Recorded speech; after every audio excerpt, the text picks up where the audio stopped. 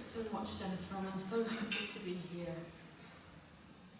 I'm going to read from Hotel Amour. It's a book in 3 parts. I think of it as one long poem, made, I hope, as if it were a piece of music.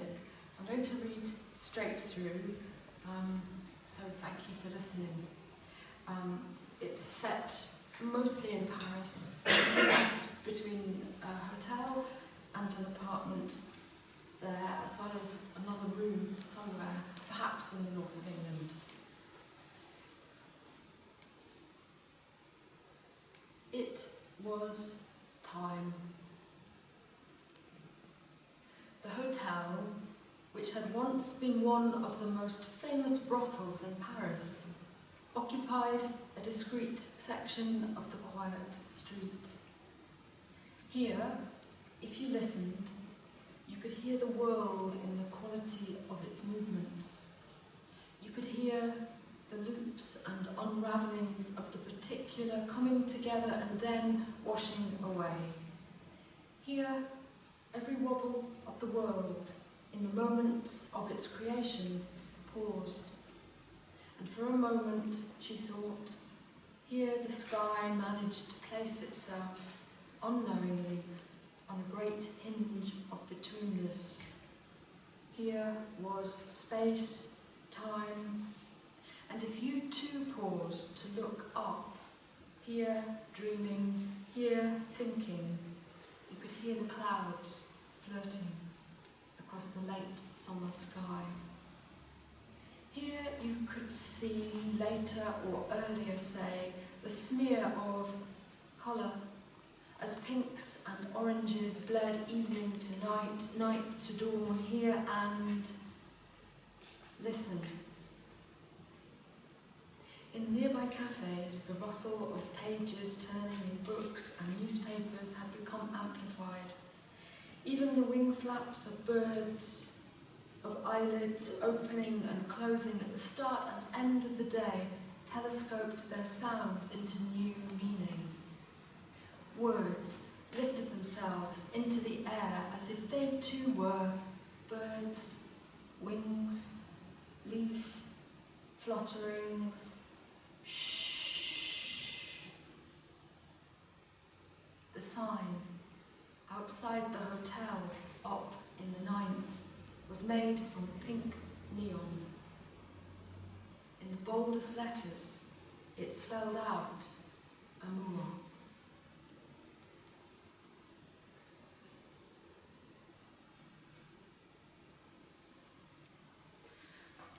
For weeks now, the courtyard she passed through as she entered or left the building had rung with the flattened notes of a young boy singing scales. The opera singer on the 3rd floor had started to rehearse her students from her living room. Above her, on a lower floor, a pianist was practicing over and over Chopin preludes. The singer's voice and the piano notes started together and became entangled in incongruous accompaniment. She enjoyed the stops and starts and hesitations and repetitions as the pianist returned over and over to the difficult bars. The old psychoanalyst in the ground floor rooms paced between appointments in the tiny tree-filled space. Somewhere, everything rhymed. And when she tried to wrench into shape the sounds and pictures, the poems sat like little squares or monuments to thought, held together like a concertina into which she wanted the world's air to breathe.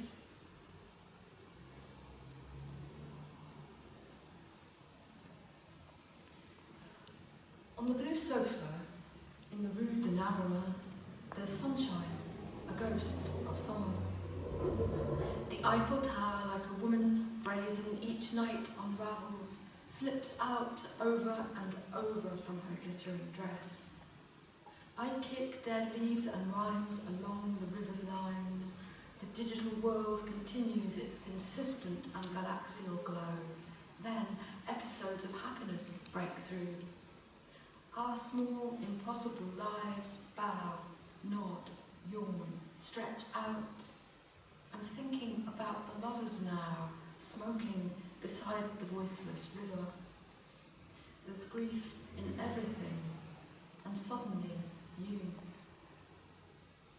As bedfellows, I think we're filled with terror, but I like the way words stray to you, your finger light against my nipple. I like the way the O leans tight into the E in cur. How does it end? My thoughts bed down, tuck in, wild as a pathogen, error after error. Shh. Who's that in the mirror? But look, our bodies know us and are less than neat. And I'm here, whatever that means, and alive, which at this point seems quite a feat. Who wants to know about the bodies of the lovers? In sex, the best is metaphorical.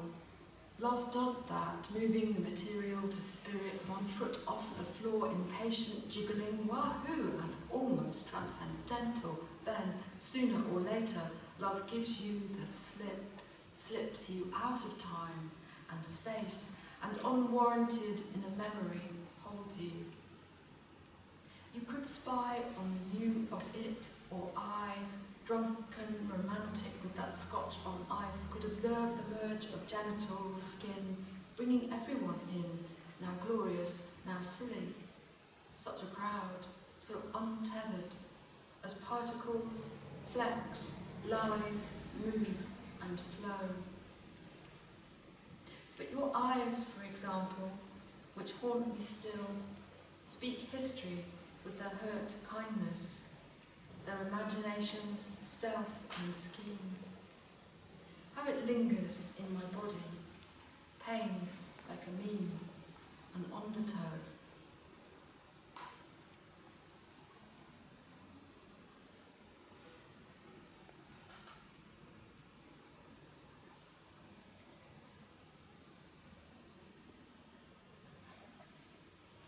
Later, so much later though, and she did not know this now, they had checked out of the hotel and sat for a while together beside the Seren, she and X or Y, quietly in the afternoon sunshine. As much as she remembered, she invented him, algebraic. Above them, in the near distance, was a pompier on the rooftop in his red jumper with its curved trim and royal blue line.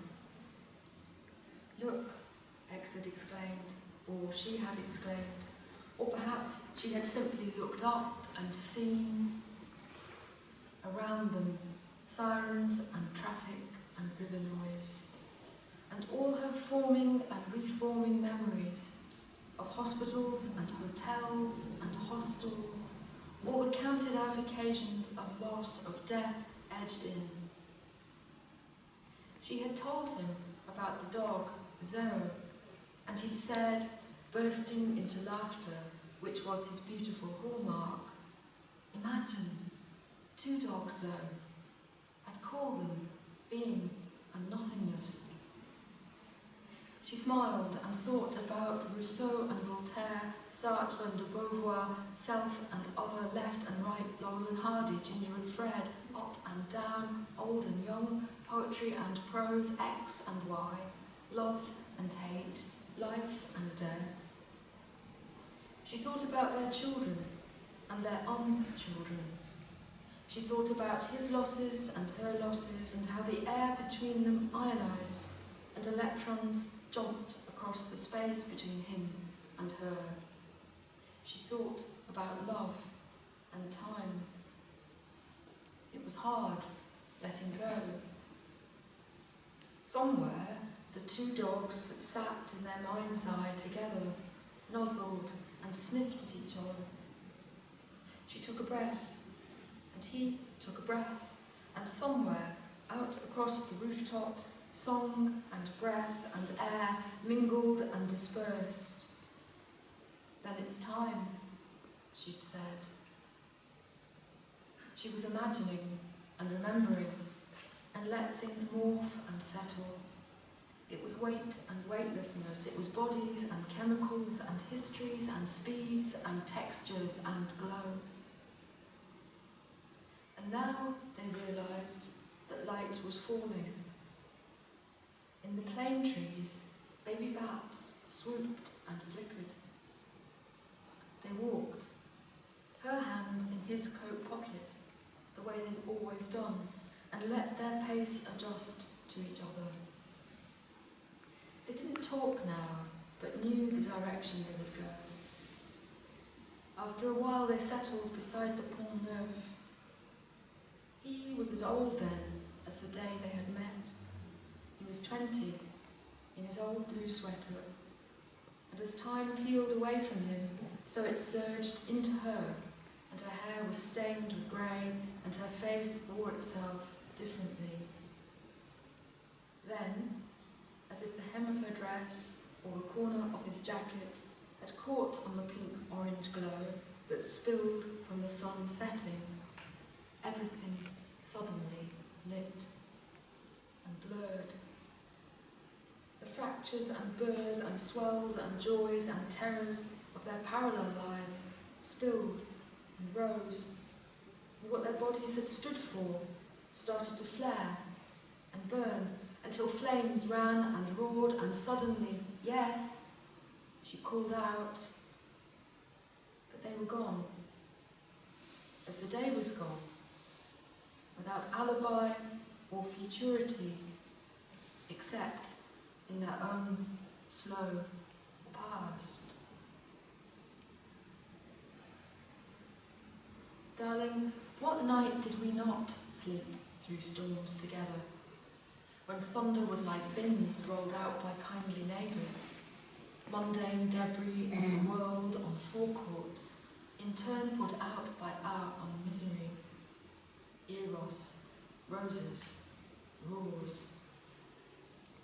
As lightning forked and shimmered, as we stood under its bright chancery, my chin edged to your shoulder, finger looped in your cool finger, separate still by the blinded window. Look, the great elm, the cherry. In the mind's eye, we are alive, still, blasted like blossom, aching, spidered into ribs in fractured glass. And what night did language not stop us, send us to each other's arms, even at a distance, even apart? Think again of that thunder, that breaking sky. Think of a number, a psalm, a future, a quiet place. Pick a card, any card. Accept the unyielding way the world has of offering us each other. Think of us, that last time, lost to each other's disgrace.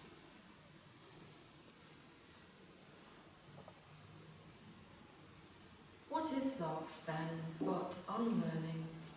The shivers, tremors, small specks we are, shifting on a shifting stage. What is love in the new place, where age leaves us, like a hat, say, forgotten on the bench?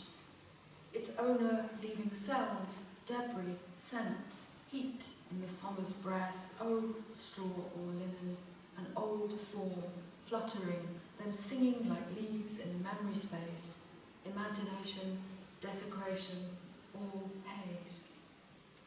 What is love in the face of trial and pleasure in the broken world we'd like to live in, fixed, fixing, breaking open, opening and writing over into new ways, a new rhythm?